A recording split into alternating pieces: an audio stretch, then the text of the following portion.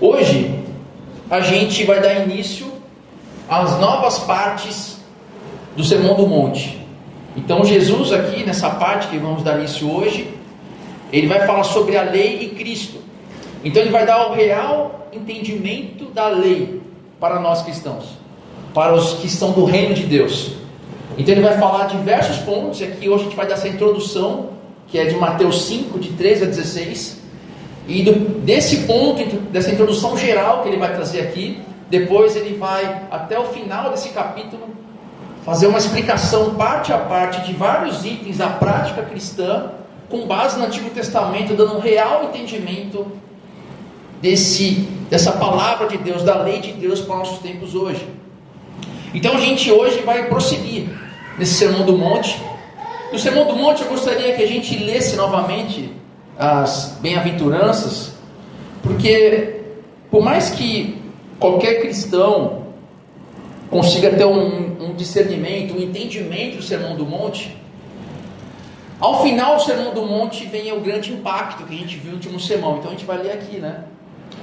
Vendo as multidões, Jesus subiu ao monte e se assentou. Seus discípulos aproximaram-se dele e ele começou a ensiná-los, dizendo: Bem-aventurados os pobres em espírito, pois deles é o reino dos céus. Bem-aventurados os que choram, pois serão consolados. Bem-aventurados os humildes, pois eles receberão a terra por herança. Bem-aventurados os que têm fome e sede de justiça, pois serão satisfeitos. Bem-aventurados os misericordiosos, pois obterão misericórdia. Bem-aventurados os puros de coração, pois verão a Deus. Por mais que a pessoa tenha pouco conhecimento do Evangelho, por mais que o Evangelho dela seja deturpado, aparentemente parece algo simples, por mais que ela possa se amoldar a esses conceitos sobre o que é ser cristão. Mas o grande porém vem no que a gente viu na semana retrasada, que é: bem-aventurados os perseguidos por causa da justiça, pois deles é o reino dos céus. Bem-aventurados serão vocês quando por minha causa os insultarem, os perseguirem e levantarem todo tipo de calúnia contra vocês. Alegrem-se e regozijem-se, porque grande é a sua recompensa nos céus, pois da mesma forma perseguiram os profetas que viveram antes de vocês. E aqui a gente vai prosseguir. Aqui Jesus, nesse texto da bem-aventurança, na parte final, ele fala o seguinte: é inevitável que o cristão venha a sofrer perseguição. É inevitável. A gente viu no último sermão que há vários níveis de perseguição, há várias formas pelas quais você pode sofrer por causa do Evangelho. A gente às vezes tem essa visão de perseguição como algo ostensivo, algo que atente à vida, mas existem várias outras perseguições, e nada garante que no futuro venhamos a sofrer a perseguição que muitos países têm sofrido por conta do Evangelho.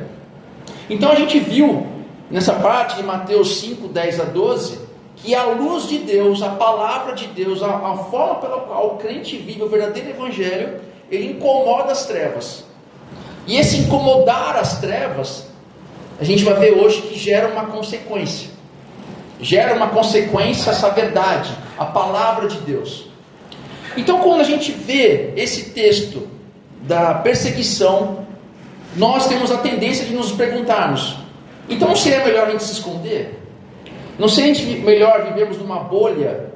Imagina só que legal, né? A gente ouve alguns pastores, alguns líderes: nossa, eu amo a igreja, eu queria morar na igreja. A gente já ouviu isso, né? Não sei, eu tenho um sonho de morar na igreja, parece que eu vivia na igreja. Parece uma frase legal, né? Nossa, que maravilha. Mas Jesus não nos chama para nos vivermos apartados do mundo, mas sim vivermos nele, porque esse é o chamado. Pessoas que tendem a falar do Evangelho dessa forma, tendem a separar a realidade da espiritualidade, tendem a viver uma espiritualidade vazia de sentido, porque ela fala: o mundo é ruim, a igreja é boa, então deixa o mundo viver, deixa o mundo se explodir, eu quero ir para o céu, eu não vejo a hora de sermos arrebatados, de Jesus vir arrebatar a gente. Olha que interessante, né? Quando a gente escuta esse tipo de coisa, fala assim: caramba, meu, olha só como a teologia do povão nos influencia de forma negativa. Então às vezes a gente conversa com pessoas que têm anos e anos de uma determinada igreja onde é pregado um evangelho ortodoxo, um evangelho que ensina a palavra de Deus corretamente, mas a pessoa ela é de fato impactada com o evangelho do povão. Então esse senso de separação entre Deus e o mundo, esperando que Ele volte e me leve, isso não é evangelho. O evangelho é a restauração da criação. Quando Jesus ele encarna, ele não morre só para nos salvar individualmente. Ele morre para recriar todo o cosmos. E ele usa nós como esse instrumento. Então quando você ouve isso, ou você fala isso, você está falando o seguinte, está sendo contra o evangelho de Cristo que a gente vê no Sermão do Monte. Então se essa pergunta acontece, por que a gente não se esconde?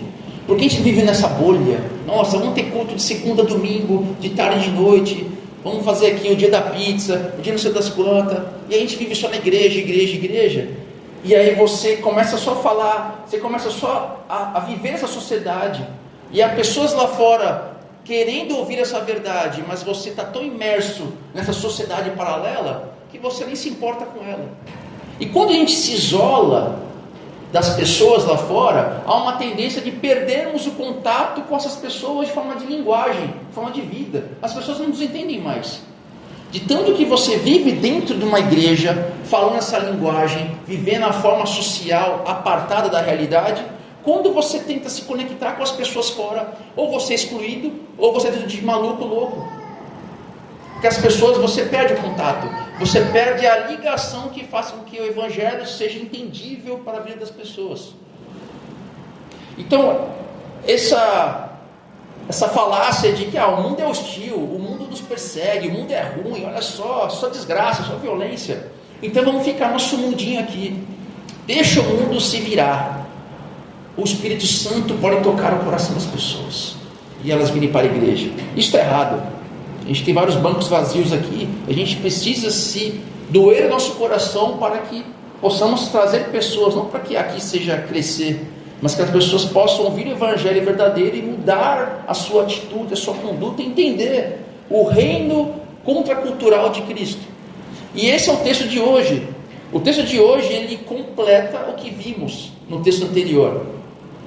Jesus responde essa tentativa de vivermos num gueto espiritual, numa bolha religiosa, da qual eu já vivi, como um sonoro não. Cara, vocês estão errados, não é assim ser crente. Crente não é para se isolar, crente não é para viver numa bolha, não é para ficar afastado do mundo. Aqui ele mostra que a perseguição que sofremos, que a gente viu no sermão anterior, não é um sinal para que fujamos do mundo, para que nos neguemos ao mundo. Eu não quero saber de mídia social, eu não quero entrar no Instagram, isso é do demônio, eu não quero me relacionar com essas pessoas, olha, só fala coisa errada. Você deve estar ali para fazer a diferença. Então ele fala o seguinte, olha, se você vive esse evangelho da bolha, afastado da realidade, você prova que a sua atitude cristã está totalmente equivocada. Então ele fala aqui que o evangelho é uma tensão, porque apesar de sofrermos no mundo, porque o verdadeiro evangelho vai fazer você sofrer. Imagina você ser um homem honesto no meio de corrupção. Vivemos num país onde há o jeitinho brasileiro, onde isso é uma vantagem. E quando você fala alguma coisa para alguém que você se deu bem, a pessoa, aquele grupo fala assim, nossa, que legal, eu quero fazer igual você. Como é que você fez isso? Nossa, que legal. Como é que você consegue ser tão bom? A gente vê isso como uma qualidade, mas é um defeito, é um pecado. Então quando você age diretamente com honestidade, ou então mostrando para as pessoas que o casamento é algo verdadeiro, algo de Deus, isso vai entrar um choque, isso vai gerar uma tensão. E a gente vai ver isso um pouco hoje.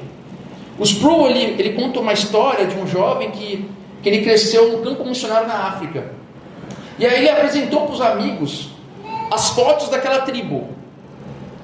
E aí esses amigos não conseguiam distinguir quem que era crente daquele povo. Pô, mas todo mundo aqui misturado, quem é crente aqui? Aí o cara responde, o missionário, olha, os cristãos aqui, é muito fácil saber quem são. São os que são radiantes. Olha só que legal. O cristianismo, a verdadeira face de Jesus, transforma até mesmo a forma de nós lidarmos, a nossa fisionomia, a nossa alegria, a nossa forma de viver as coisas. Porque as circunstâncias ruins da vida, se a gente responde da mesma forma que o mundo responde às circunstâncias negativas, aos problemas, nós vamos estar dizendo para o mundo que pouco importa ela conhecer Jesus. Porque se somos iguais a eles em todas as respostas dos problemas da vida, por que ele vai sair da casa dele e vir à igreja? Fala assim, olha, se o Felipe tem as mesmas atitudes que eu, que não conheço a Jesus, perante todas as coisas que acontecem na vida, para que eu vou sair da minha casa para ir na igreja? Não tem sentido, eu posso viver da mesma forma. Então ela vai ver o Felipe como um hobby, como um lifestyle gospel, mas que é inútil para ele. Da mesma forma que o Felipe tem um hobby de ser crente, eu tenho um hobby de, sei lá, assistir jogo de futebol de domingo à tarde. E isso basta, não preciso sair da minha casa, posso ficar aqui. E isso é um grande problema. Porque se nós, segundo o IBGE, temos um Brasil com mais de 80% de cristãos somando católicos e evangélicos, por que isso não se traduz na vida diária da nossa sociedade? Isso só mostra que há um problema básico do evangelho aqui. Então lembra, percebe a conexão do que a gente fala dos perseguidos, Mateus 5, de 10 a 12, e agora a esse texto que a gente vai ler daqui a pouco. A gente vê que o mundo, ele odeia as diferenças do verdadeiro cristão para com o mundo. E a gente vai ver que apesar dele odiar, ele precisa delas. Então o mundo odeia a gente, o verdadeiro cristão. Mas esse odiar dele é a mesma intensidade de quanto ele precisa da gente. Olha que loucura, parece uma contradição. Ele te odeia, mas ele não sabe que esse ódio dele é a quantidade de necessidade que ele precisa de você com ele. E a gente vai ver que esse relacionamento que é loucura, uma contradição, gera dores, tanto no cristão quanto no mundo. E a gente vai ver o resultado disso hoje. Então, se a diferença pode nos trazer dor, essa diferença que pode me doer, porque é o seguinte: a pessoa só persegue você quando dói, não é verdade? Ninguém persegue outra pessoa se você não incomoda. Pensa com isso. Se Jesus está falando que você é perseguido, porque você vai gerar um certo atrito, uma certa questão na pessoa que é uma dor. Ela fala assim, pô, o Cláudio me incomoda. Gera uma dor. E essa dor é recíproca, vai doer também nele. Só que essa dor que o mundo está tendo é o princípio da cura. E para explicar isso, Jesus ele usa duas metáforas que tanto hoje quanto naquela época são fáceis de entender, que é o sal e a luz. E a gente vai ler aqui Mateus 5, de 13 a 16. Vocês são o sal da terra, mas se o sal perder o seu sabor, como restaurá-lo? Não se virá para nada, exceto para ser jogado fora e pisado pelos homens. Vocês são a luz do mundo. Não se pode esconder uma cidade construída sobre um monte. Ninguém acende uma lâmpada e a coloca debaixo de uma vasilha. Ao contrário, coloca no lugar apropriado. E assim ilumina todos os que estão na casa. Da mesma forma, brilha a luz de vocês diante dos homens, para que vejam as suas obras e glorifiquem a seu Pai que está nos céus. Esse texto, eu acho que todos aqui já ouviram, já leram bastante, mas podem ter muitas nuances desapercebidas aqui. É você ler e não entender. Isso é típico do ser humano. A gente ouve, lê, mas a gente não absorve aquilo, a gente não compreende aquilo. E a primeira parte aqui é: vocês são o sal da terra.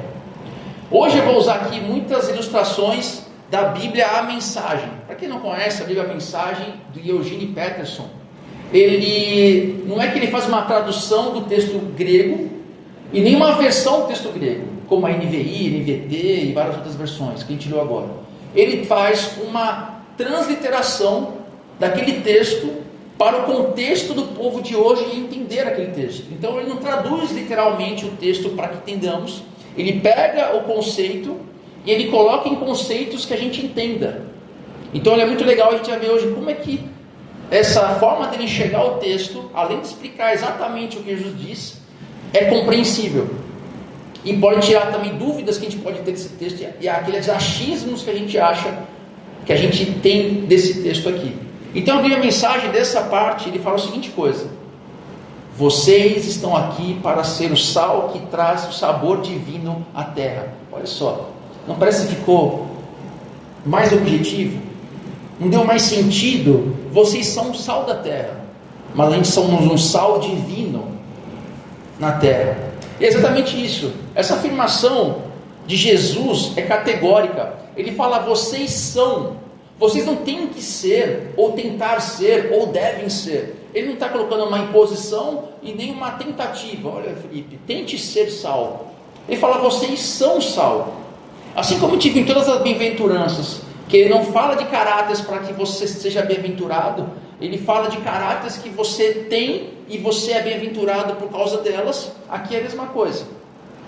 E esse vocês são, bem, olha só, é uma questão de identidade. Você é sal, isso é uma identidade.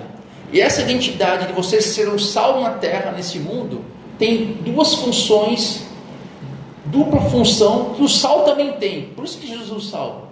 Essa identidade que nós carregamos por sermos embaixadores de Cristo no mundo, traz duas reflexões importantes sobre o sal, que é mudar e manter. Nós temos duas características que é igual ao sal: mudar e manter. A gente vai entender aqui as duas, dessa metáfora do sal. A primeira é a de mudar. O ardor que cura. A dor que cura. Ninguém aqui deve ser louco de ter jogado sal na ferida. Alguém jogou sal em ferida aqui? Foi maluco? Fez isso? Vou pegar sal e jogar. Alguém fez essa doideira? Mas talvez não tenha ninguém louco nesse nível. Mas já viu você com uma feridinha e você sua? Já arde pra caramba? Ou você está com uma feridinha que você nem sabe, entra no mar. Aí você fala: nossa, eu nem sabia que eu tinha essa frieira aqui, né? Está ardendo. Imagina só, se eu jogar sal numa ferida aberta, cara, vai ser uma dor terrível. Vai ser absurda a dor. É por isso que o mundo, da mesma forma que o sal arde a ferida, o mundo também reage com perseguição quanto à dor que ela sente. Mas por que isso acontece? Será que o mundo nos ataca o verdadeiro cristão porque ele odeia?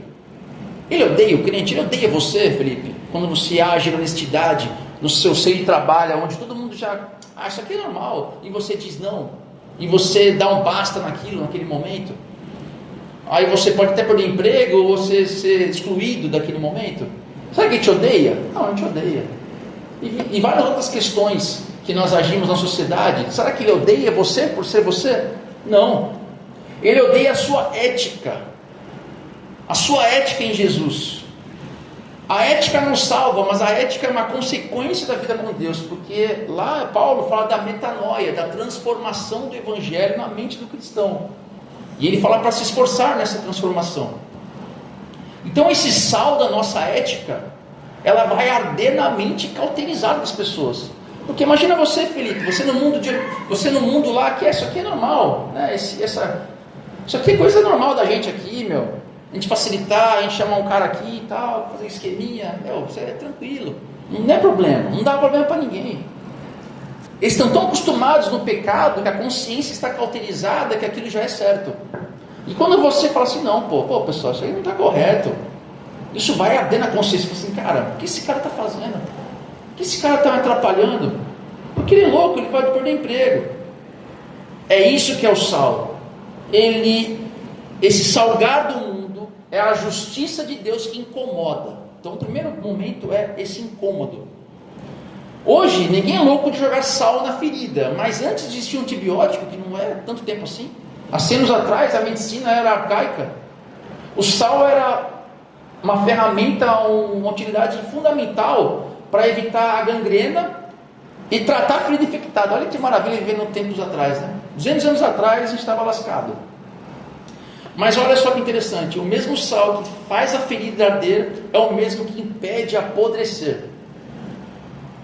Por isso que a verdade cristã, o evangelho que traz relevância à vida pública, ela arde. Nós não podemos ser aquele crente que se isola. Porque o crente que se isola já é excluído por si só. O mundo não está nem aí com esse crente. Ele dá risada, porque ele não incomoda ninguém. Ele vive no mundinho dele, deixa ele lá. Ele não está me incomodando, porque ele não tem contato. Da mesma forma, aquele crente que se mistura, que a gente vai ver daqui a pouco.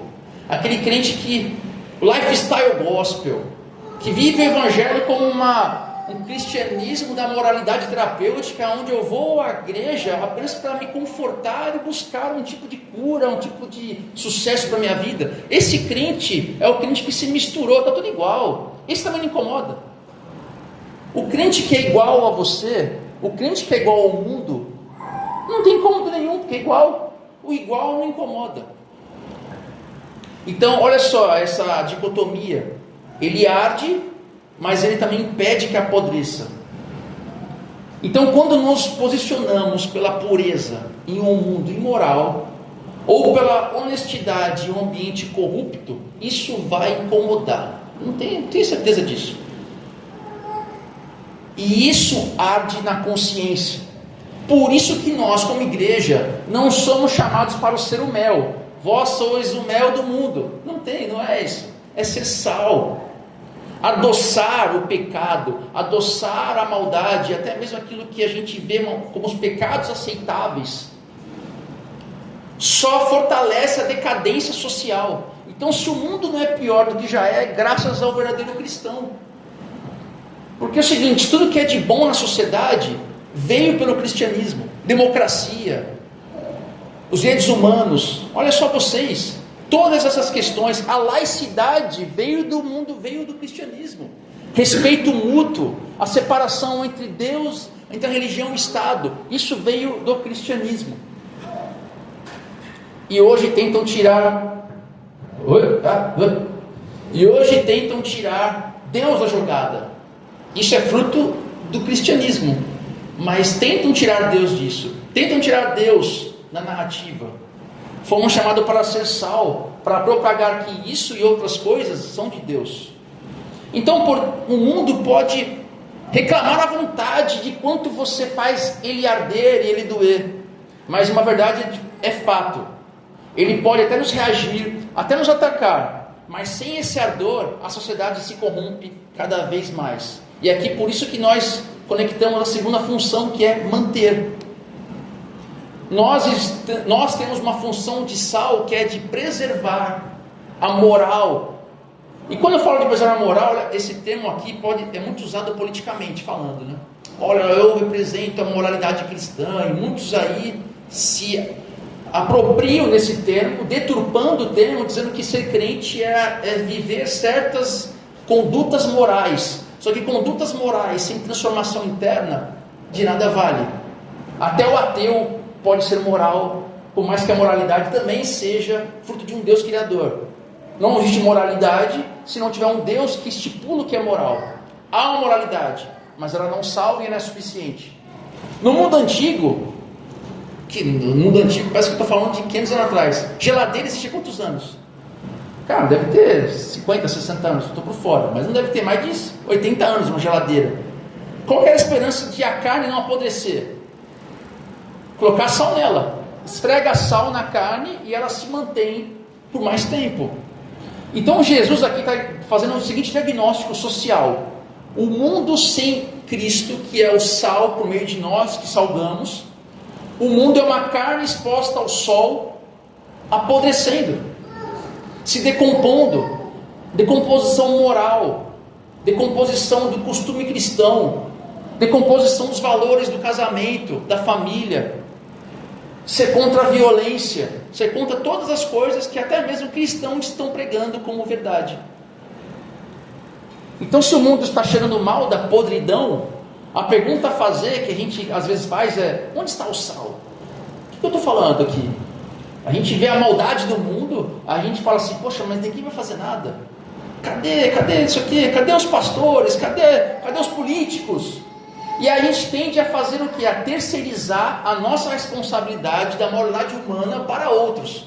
Então, às vezes de nós agimos no mundo sendo morais, agindo de forma sábia, por isso que é tão importante nós gastarmos, a palavra gastarmos é ruim, investirmos tempo com Deus de qualidade, ler as Escrituras, ler livros de referência, porque você tem que estar imerso das coisas de Deus, para que você dê boas respostas ao mundo sobre quem é Deus e quanto Deus é importante em todas as esferas da sociedade.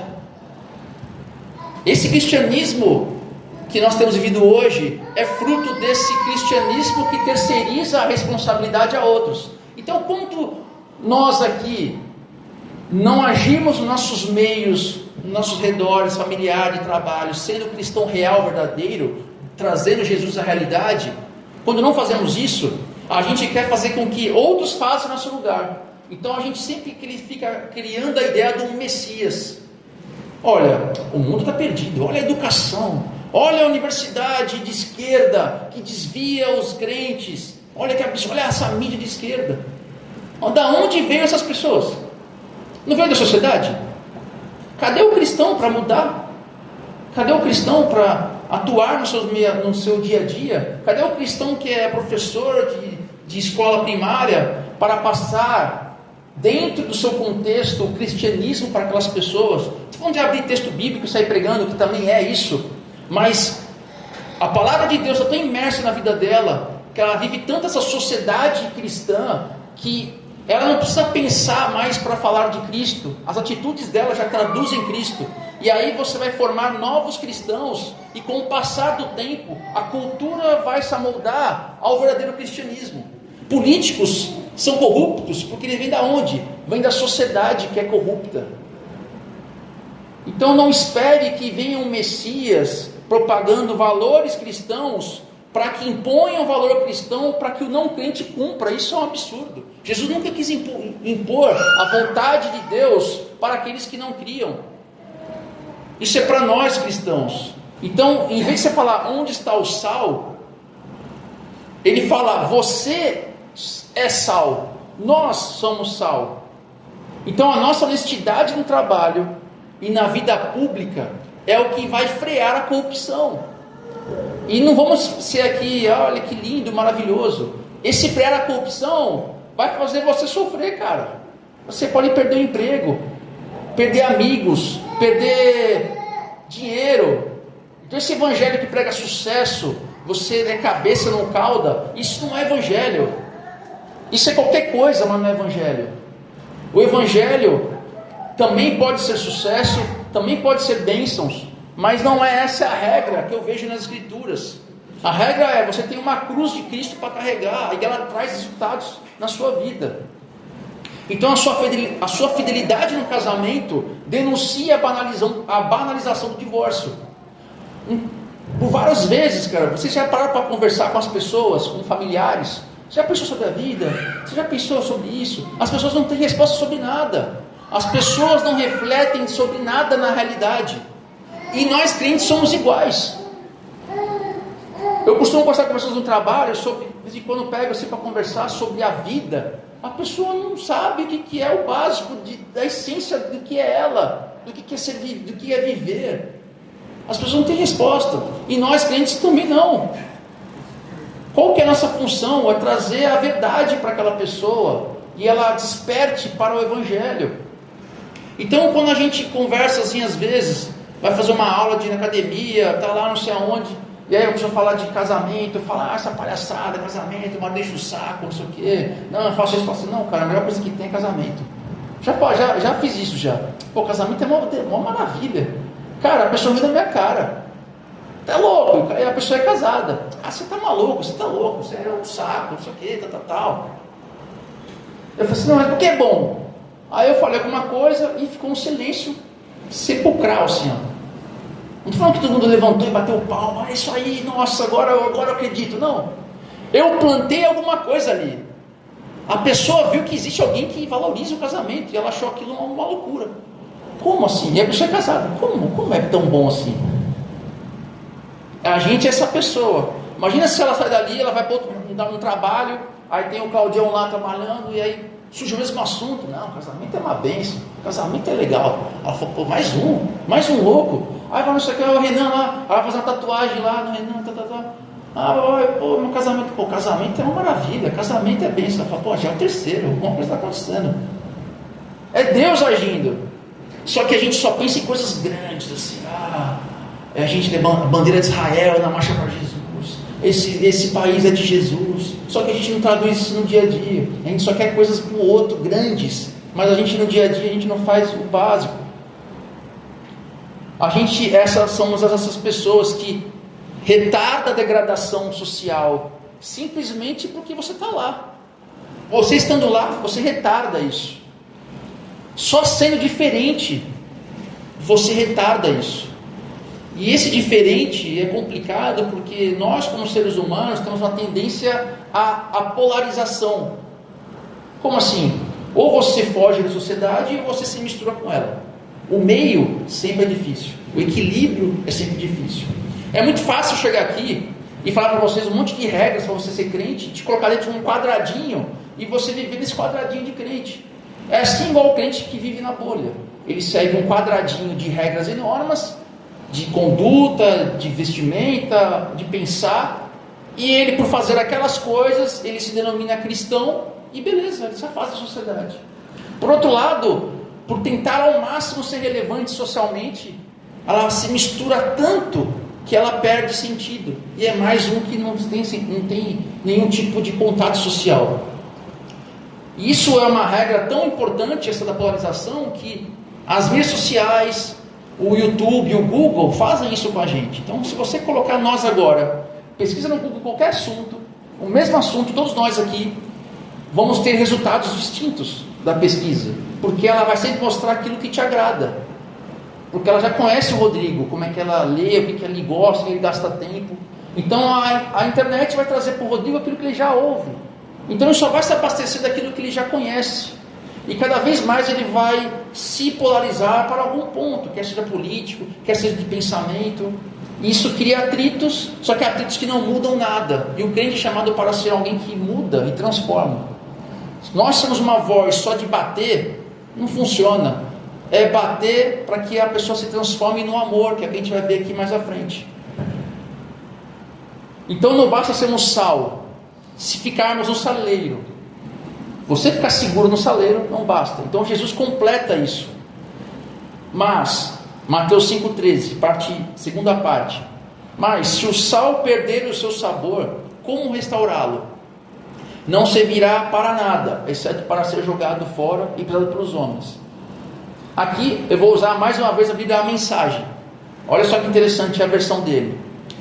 Se perderem a capacidade de salgar, como as pessoas poderão sentir o tempero da vida dedicada a Deus? Muito legal, né? Vocês não terão mais utilidade, acabarão no lixo. O sal precisa ser quimicamente diferente da carne para preservá-lo. A gente falou agora há pouco. Se você é chamado para ser sal, você é chamado para ser diferente. Porque se você ser igual, não salga. Então, se algo é feito para ser igual, qual que é o sentido de ser sal? Nenhum, joga-se fora. Já pegou algum sal que perde o gosto? Joga-se fora. Nós não conhecemos isso. Mas no tempo de Jesus, isso era um fato. O sal lá do Mar Morto, ele, quando se misturava com outros agentes, ele perdia o seu fator principal, que é de salgar, ele ficava quimicamente inútil, então ele é jogado fora para ser pisado. Talvez hoje a gente não tenha essa perspectiva, mas naquilo, quando o público ouviu, ele entendeu muito bem o que Jesus quis dizer. Então nós hoje somos chamados para ser iguais à cultura que vivemos. Você é chamado para ser igual, para ser relativista, para ser consumista, para ser egocêntrico. Aí você perde a sua salinidade. Então a pessoa que me ouve, que me vê, ela fala assim, não quero esse evangelho, porque é mais do mesmo, eu não quero perder meu tempo com isso. Se você é igual a todo mundo, você é como diz o texto, você vai ser pisada, você é lixo. Então quando a igreja tenta ser relevante demais, não, nós temos que ser uma comunidade relevante, e eu sempre falo isso, né? Mas a gente corre o grande risco de tanto querer ser relevante, que nos tornamos irrelevantes. Então se a gente for agora entrando novamente naquele ponto das polarizações, quando nós tentamos ser muito relevantes, nós nos tornamos iguais. E aí o Antônio Carlos Costa, ele diz a seguinte frase: a igreja só serve ao mundo quando é diferente dele. Então, por outro lado, se não imitarmos o mundo, Mas a gente for mais uma vez para o extremo da exclusão social, de aguardar a vinda de Cristo, eu quero ir para o céu, esse mundo está perdido, falhamos. Quer seja conformando, quer seja isolando, ambas as posturas anulam a teologia pública que nós somos convocados a fazer. Como resultado disso, seremos pisados, desacreditados, pois seremos vistos ou como legalistas, daqueles que se isolam, ou hipócritas, quando dizemos crer algo interno que não se traduz externamente. Chega a ser ridículo uma pessoa que se diz cristã fazer e falar coisas que são contraditórias, e aquele que nos ouve, que convive conosco, nos chamam de hipócritas, quer seja verbalizando, quer na sua mente. Aí ela fala assim: esse crente não é o que eu quero ser, então para que você viu isso? Para que eu vou fazer parte disso? Então ambos os casos anulam a função do representante, do embaixador de Cristo. O embaixador é aquele que, imagina vocês o embaixador da Finlândia, só que ele vai para o país mais pobre do mundo. A Finlândia é o país com o maior IDH do mundo, né? Não sabe o que é problema. Aí ele sai de lá, vai ser embaixador da Finlândia, num país mais pobre da América Central, da África. Qual que é a função dele lá, nesse país? Apesar dele não ser, ele ser da Finlândia, ele tenta trazer nos seus relacionamentos comerciais, porque o embaixador representa comercialmente o país, representa politicamente o país. Ele vai fazer de tudo que eu quero que aquela sociedade, aquele país pobre, tenha todos os conceitos.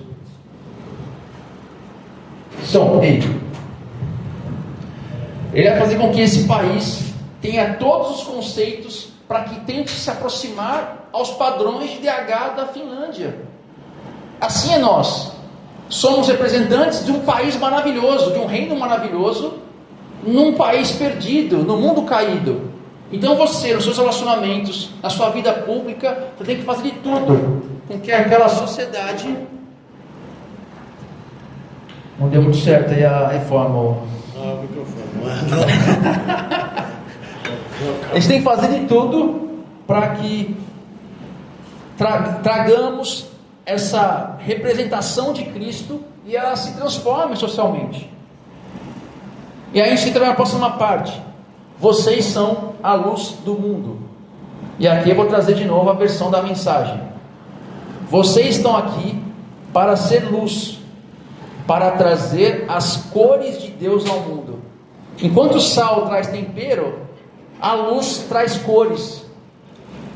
E aqui continua: se faço de vocês portadores da luz, não pensem que é para escondê-los debaixo de um balde virado. Aqui, o que eu consigo entender aqui? Nós vivemos num mundo em preto e branco, nas trevas. As pessoas não têm discernimento da condição em que elas estão. Elas não sabem o que elas estão fazendo. Essa falsa pretensão de que elas são livres, elas não têm livridade, elas não são livres, elas são escravas do próprio pensamento, mas elas não sabem disso. Então, ou elas não conhecem, ou elas não conseguem distinguir as verdadeiras cores que somente o cristão sabe quais são. Jesus disse em João 8,12: eu sou a luz do mundo. Aqui ele diz: vocês são a luz do mundo. Como é possível nós sermos uma luz do mundo assim como Jesus é a luz do mundo? Primeira parte importante daqui: essa luz, ela revela a identidade, que é a nossa realidade em Cristo. Então, se o sal permeia, a luz age que? Revelando. A luz, ela não só brilha, ela revela alguma coisa. Vou dar um exemplo para vocês aqui.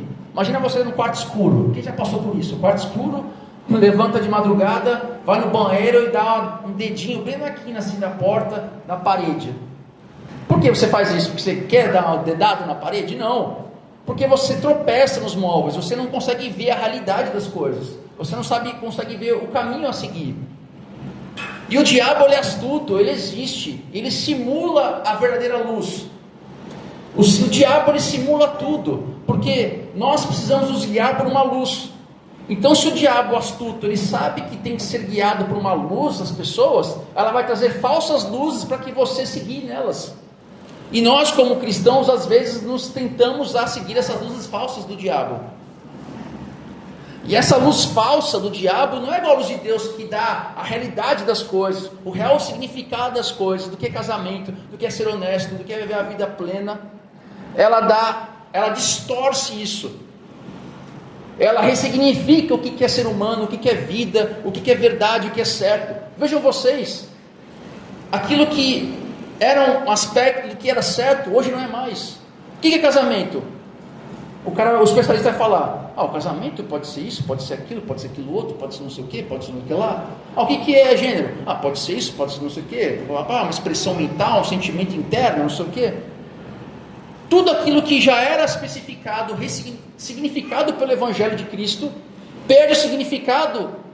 E essa perda de significado não é que dá um novo significado, é qualquer coisa, pode ser qualquer coisa.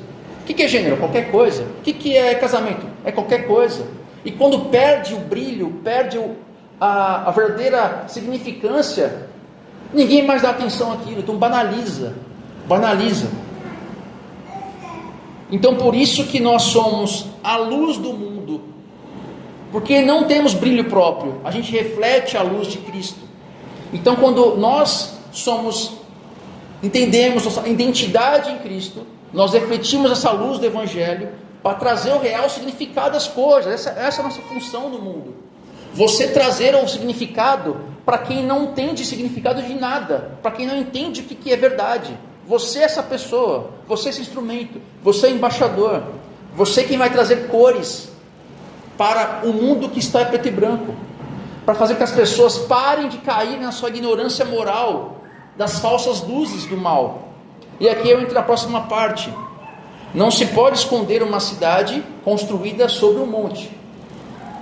E aqui eu trago também a versão da mensagem. Deus não é um segredo a ser guardado. Vamos torná-lo público.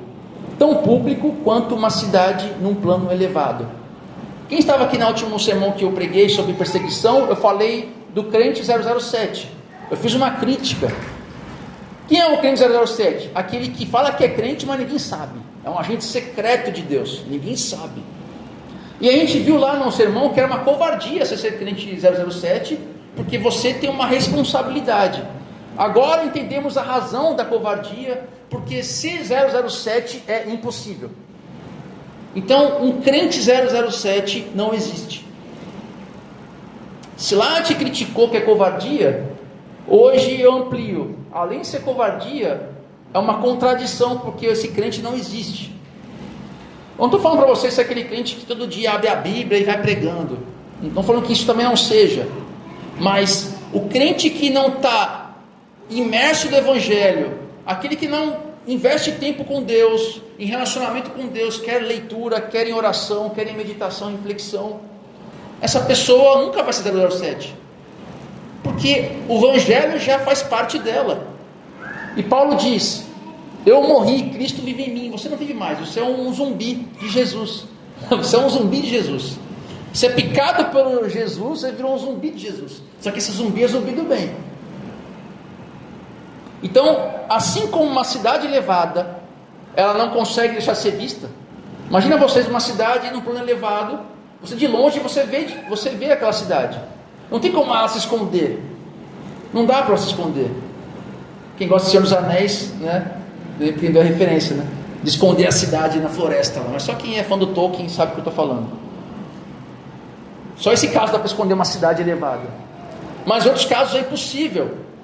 Nós estamos inseridos na vida pública, então há oportunidades inúmeras de pregar e de mostrar externamente a minha fé, que eu digo ter internamente. Se nada acontece, é porque está tudo errado, cara, não é possível. Se nada acontece no dia a dia, nada acontece, você passa despercebido. Cara, não existe o crente 007, algo está errado aí.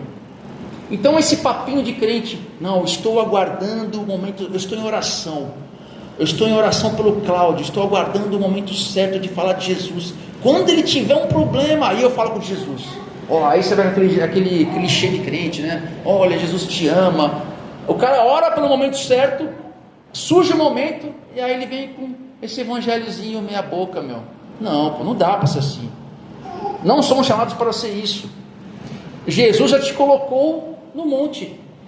Não no monte lá que você vai lá, monte orar, mas no monte para viver a vida. Ele já colocou a luz no monte para ser vista, assim como a cidade. O crente, se você entende soberania divina, você tem que entender que Jesus já te colocou. Se aonde você está, é onde Jesus te colocou. Logo, você está ali para brilhar, para ser visto. Então, se o Felipe no trabalho dele, o Rodrigo, eu, todos nós, nossa esfera do dia a dia, no trabalho, no esporte, aonde a gente for, a gente é uma cidade no monte que não dá para negar de ser vista. Nós já estamos posicionados no lugar certo. Então, se você não age, é uma contradição. Se você não faz nada, se você não está tão imbuído do Evangelho que ele te transformou e as pessoas veem isso em você, você é uma contradição. E aqui vamos prosseguir aqui para encerrar. Ninguém acende uma lâmpada e a coloca debaixo de uma vasilha. Ao contrário, coloca-a no lugar apropriado e assim ilumina todos os que estão na casa. Da mesma forma, brilha a luz de vocês diante dos homens. Tudo tem um propósito. Uma luz acesa, que ela tem que fazer? Iluminar, né? Isso é óbvio. Então, o propósito principal de uma luminária existir, qual que é? Trazer luz, não é? A decoração é secundária. Não tem sentido você criar uma luminária para que ela tenha o propósito de decorar e secundariamente iluminar. Isso é loucura. Ela perde a razão de existir. Se ela colocou a decoração como principal, qualquer coisa serve no lugar dela. Se ela não está ali para iluminar, então eu posso colocar um vaso ali. Da mesma forma somos nós. Nós não somos chamados para ser um cristão decoração. Aquele cristão que só se esconde, ou é um cristão que só tem clichê de crente, ou é um cristão que se mistura. Isso aí é cristão decoração. Ele não entendeu que a função dele principal é iluminar. Então você que está aqui, acumula diploma, curso, sermão, você já está cheio de sermão. Você já viu o sermão do Sal e Luz? Já? Quantas vezes você já ouviu o sermão do Sal e Luz? Quantas vezes você já ouviu isso aqui? Acho que umas 300, você já perdeu as contas. Já estamos cansados de treinamento. E é treinamento, é escola dominical, e é vídeo do Zé Bruno, e não sei das quantas, e bababá, e bibibi. Vamos agir, meu. O São Zé Bruno é pecador que nem eu. Vamos agir. Timothy Keller, o São Keller, também é pecador. Precisamos agir. Para de acumular coisa e não fazer nada. Um cristão que se abastece e se esconde da missão, nega a identidade. Você tem uma identidade de sal. Então a gente não pode ser aquele crente que só frequenta igreja, mas mantém a sua fé no privado, mantém a sua fé no sigilo. Isso não é cristianismo, isso é uma contradição. E aí a gente vai ver agora a parte final. Mateus 5,16, parte final. Para que vejam as suas boas obras e glorifiquem a seu Pai que está nos céus. E aqui há o fechamento tanto desse sermão quanto do outro, que é o propósito da influência. O texto fala de boas obras. O que são boas obras? Boas obras é você dar uma cesta básica para alguém? É dar uma cesta básica para alguém? Está em dúvida, né? Você fala que é sim, você fala que não. Ah, é sim, mas eu falo que não. Aí fala que não, eu falo que sim. Não é, mas também é. Aí eu também fiquei em cima do muro. Fazer o bem para alguém é boas obras? É, mas não é. Sabe por que às vezes não é? Às vezes quando você faz uma ação social, aquilo fala mais de você do que o ato em si. Às vezes você está fazendo aquilo mais para te confortar, espiritualmente falando, de que você agora, poxa, eu fiz algo para Deus. Olha, checklist. Sim, fiz algo bom, fiz uma boa obra. Fala mais de você do que o ato em si. John Stott, ele fala uma parte bem interessante, que ele define o que é boas obras. Ele fala assim, ó, tudo que o cristão diz e faz, porque é cristão, são boas obras. Então tudo que você diz, que você fala, e que falam que traduz o que você é como cristão, é boas obras. Então quando você diz algo que faz com que a pessoa se conscientize, ou que ela fala, caramba, mas isso é diferente, é uma boa obra. Uma ação que para a corrupção, que interrompe a corrupção, mesmo que você sofra. Quem está olhando fala assim, caramba, meu, isso aí eu nunca vi, isso é contrassenso, isso não é normal, isso é boa obra. Boa obra não é você só dar dinheiro, também é. Só ajudar, também é. Mas é fazer e ser cristão, isso é uma boa obra. Lembra-se do Mateus 5,11? Bem-aventurados serão vocês quando, mentindo, disserem todo tipo de mal contra vocês. Quando ele vê você em boas obras, você acha que o mundo sempre vai achar você legalzinho, sempre bonzinho? Sempre vai ter aquele que vai te perseguir, por mais santo que você queira ser, ou alcance ser, apesar que você nunca vai chegar nesse nível. Por mais bom que você seja, o mundo não gosta de você. Não porque você é a pessoa que é, mas porque o evangelho dói nela, e ela vai te perseguir, vai te caluniar, vai mentir contra você. E aí eu falo, qual que é a defesa que você tem para isso? Ir na internet, falar que morra, aí você lê um salmo imprecatório, que olha, bolas de fogo do céu caiam sobre esse povo. É isso que você faz, como alguns crentes têm feito, e os caras batem palma? Não, a nossa defesa aqui que é boas obras. É boas obras a nossa defesa. Deixa a tua vida tão cheia de compaixão, tão cheia de serviço, tão cheia de excelência, guiados pelo amor. E Francis Schaeffer fala que isso aí é apologia do amor. Isso não tem argumento. Agir em amor não tem argumento que possa vencer. Contra-argumentos, há contra-argumentos. Você pode argumentar, apologética, olha, Deus existe por causa disso, darwinismo, calvinismo, pode falar o que você quiser. Você pode definir todos os conceitos da teologia, da filosofia, da sociologia. A pessoa fala, legal. Você pensa assim? Eu penso assado. Beleza. Mas contra atos de amor, ela nunca vai poder falar contra você. Ela vai ficar sem resposta, fala assim, caramba, eu não esperava uma atitude dessa. Isso não é normal. Isso não é normal. O mundo não consegue refutar essa apologia do amor. E o segundo aspecto dessas boas obras. E aqui, mais uma vez, eu vou para a Bíblia a mensagem. Que a generosidade seja a marca da vida de vocês. Mostrando-se acessíveis aos outros, vocês motivarão as pessoas a se aproximar de Deus, o generoso Pai do céu. E aqui, Eugene Peterson deixa claro o que essas boas obras se traduzem. Elas não são religiosidade interna, elas não são doutrina, elas não são teologia, coisas que estão dentro de mim, elas se vê pela prática.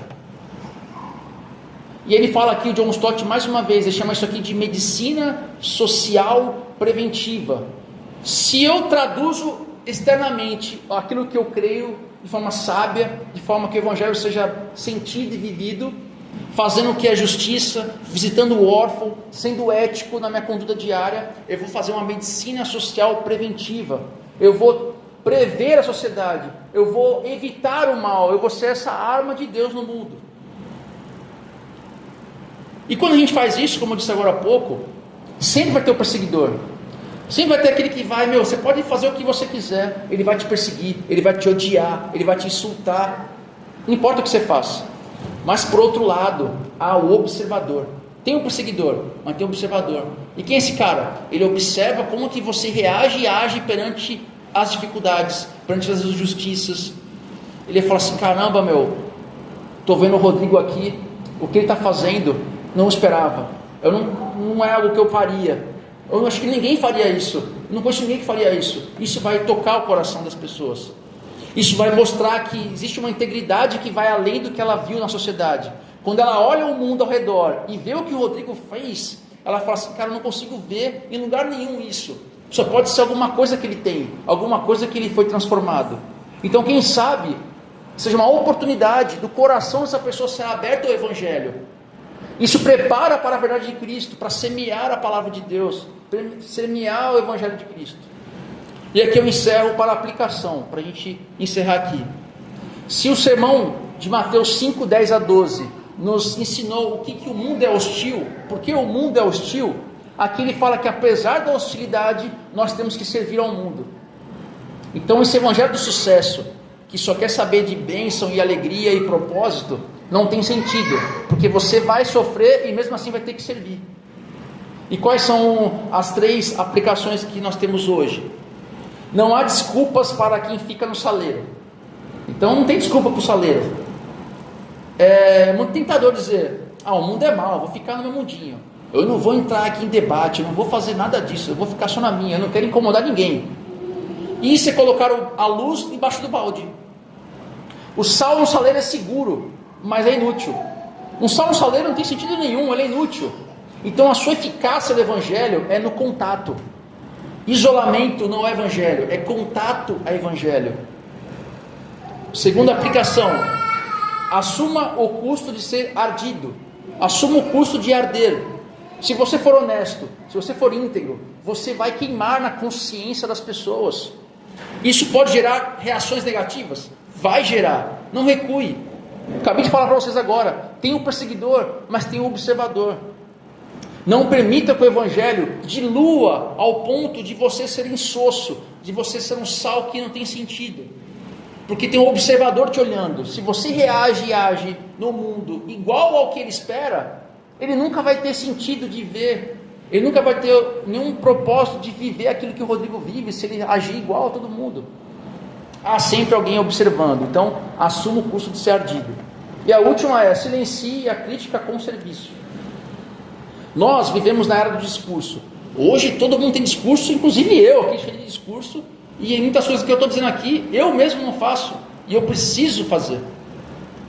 Jesus nos chama para a era das obras. Elas não salvam, mas elas são um sinal de que uma obra interior foi feita em nós. Então nessa semana, em vez de ficar só falando da sua fé, minha fé, demonstre a fé que você fala tanto. Seja o melhor funcionário, o melhor vizinho, o melhor amigo, o melhor filho, o melhor pai, um cidadão consciente da vida pública, da sua importância social. Faça com que a sua luz brilhe, de tal forma que até os que discordem de você, ao ver suas boas condutas, eles não tenham mais de falar mal de você.